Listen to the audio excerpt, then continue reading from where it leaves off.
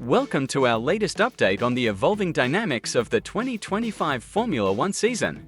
Today, we delve into the FIA's recent enforcement of stricter rear-wing deflection tests, a move that has significant implications for teams like McLaren and Ferrari. We'll explore how these changes might impact the competitive landscape and whether Red Bull's earlier concerns about rear-wing flexibility were justified. In response to observations during the Australian Grand Prix, the FIA has decided to tighten the regulations concerning rear-wing flexibility. Previously, the allowable deflection under a 75 kg load was 2 mm.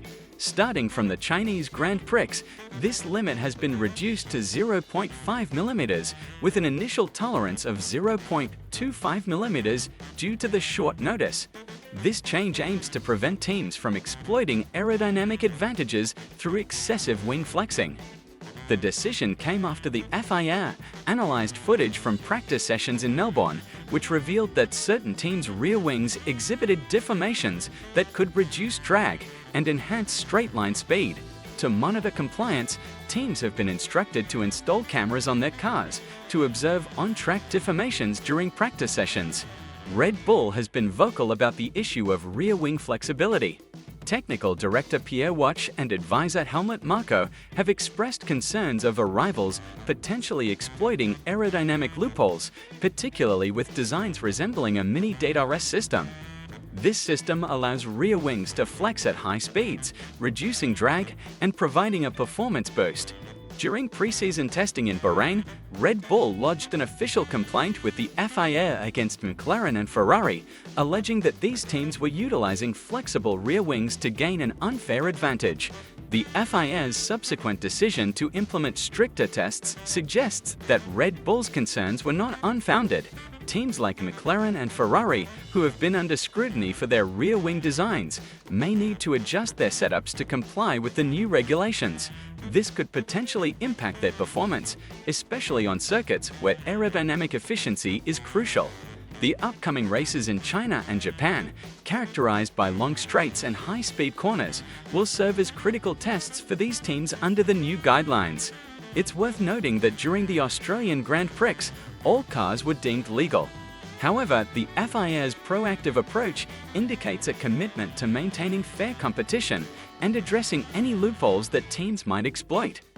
The enforcement of stricter rear-wing deflection tests could lead to a reshuffling of the competitive order. If teams like McLaren and Ferrari are forced to modify their rear wings, they might experience a drop in performance, allowing rivals such as Red Bull to close the gap.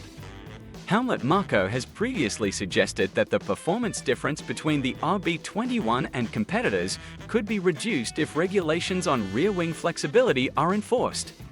However, it's essential to consider other performance factors, such as tire degradation and overall car balance. For instance, during the Australian Grand Prix, Red Bull's Max Verstappen highlighted challenges with tire overheating and degradation, areas where McLaren seemed to have an advantage. Therefore, while aerodynamic compliance is crucial, teams must also focus on other performance aspects to remain competitive. The upcoming Chinese Grand Prix will be pivotal in assessing the impact of these regulatory changes. Teams will need to adapt swiftly to ensure compliance without compromising performance. Additionally, the FIA's plan to introduce stricter front wing tests from the Spanish Grand Prix indicates a broader effort to eliminate aerodynamic loopholes and promote fair competition.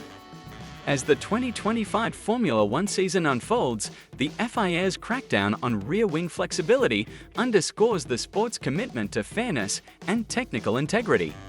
The forthcoming races will reveal how teams adapt to these changes and whether the competitive landscape shifts as a result. Stay tuned for more updates as we continue to monitor this evolving situation.